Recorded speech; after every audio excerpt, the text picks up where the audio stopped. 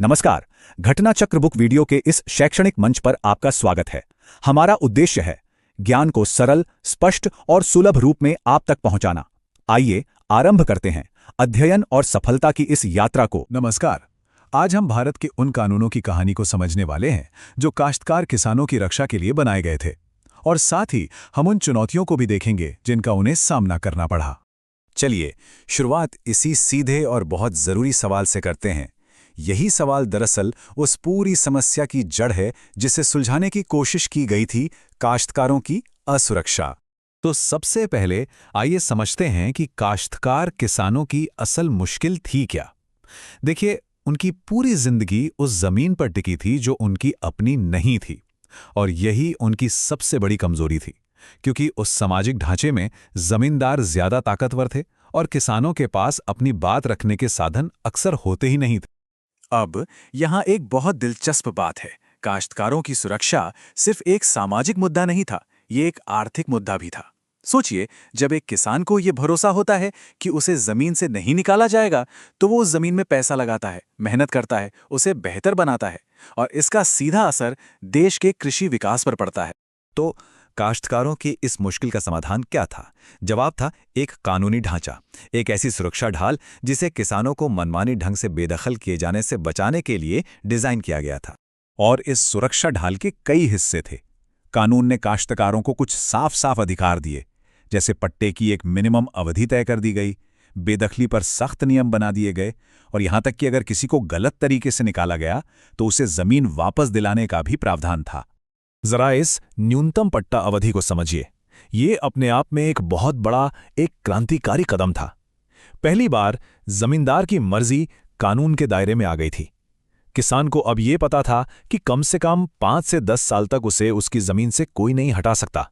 मतलब वो बिना डरे खेती में निवेश कर सकता था। कानून ने यह भी एकदम साफ कर दिया कि किसी काश्तकार को जमीन से निकालने की वजह बहुत सीमित और स्पष्ट होंगी। सिर्फ लगान ना देने या जमीन का गलत इस्तेमाल करने जैसी ठोस वजहों पर ही कार्रवाई हो सकती थी। मकसद ये था कि जमींदार की मनमानी पर पूरी तरह रोक लग सके। तो एक तरफ तो इतने मजबूत कानून थे, सुनने में तो सब बहुत अच्छा लगता है, लेकिन जमीन पर हकीकत कुछ और ही थी। इन कानूनों के बावजूद बड़े पैमाने पर काश्तकारों को उनकी जमीन से निकाला जाता रहा। तो सवाल यह है कि आखिर ऐसा हुआ क्यों, जबकि कागज पर तो सुरक्षा इतनी मजबूत दिख रही थी। इस सवाल का जवाब इस एक बयान में छिपा है।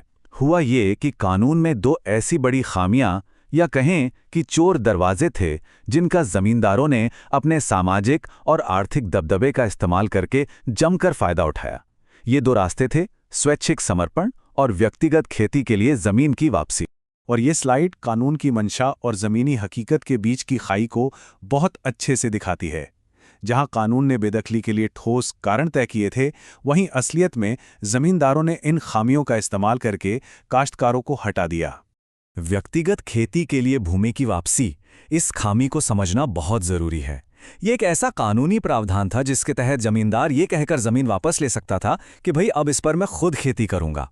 इस एक प्रावधान का देश के कई हिस्सों में बेतहाशा दुरुपयोग हुआ। तो जब ये साफ हो गया कि कानून में दरारें हैं, तो नीति बनाने वालों ने इन दरारों को भरने की कोशिश की, और यहीं से शुरू हुआ सुधारों का अगला दौर। मकसद था उस सुरक्षा ढाल को और भी ज्यादा मजबूत करना। इन सुधारों को समय के साथ लागू किया गया। पहले देश की दूसरी पंचवर्षीय योजना के दौरान राज्यों ने जमीन वापसी की एक सीमा तय करने की कोशिश की, लेकिन जो असली और बड़ा प्रयास हुआ वो था चौथी योजना में, जब समस्या की जड़ पर ही वार करने का फैसला किया गया। चौथी योजना की सिफारिशें बहुत ही साफ और सख्त थीं। इसमें कहा गया कि काश्तकारों के अधिकार स्थायी बना दिए जाएं, स्वैच्छिक समर्पण पर कड़े नियम लगें और गलत बेदखली पर सजा दी जाए। लेकिन इन मजबूत सिफारिशों का भी जमीन पर असर मिला जुला ही रहा, और यही बात हमें इस कहानी के सबसे बड़े सवाल पर ले आती है। ये पूरी कहानी हमें एक बहुत ही बुनियादी और हमेशा बने रहने वाले सवाल पर लाकर छोड़ देती है। और ये सवाल सिर्फ जमीन सुधारों का नहीं है, बल्कि हर तरह के सामाजिक आर्थिक बदलाव से जुड़ा है। तो असली चुनौती है क्या? एक अच्छा और मजबूत कानून बना देना, या फिर ये पक्का करना कि वो कानून जमीन पर ठीक वैसे ही लागू हो जैसा सोचा गया था? ये एक ऐसा सवाल है जिस पर आज भी हमें सोचने की जरूरत है।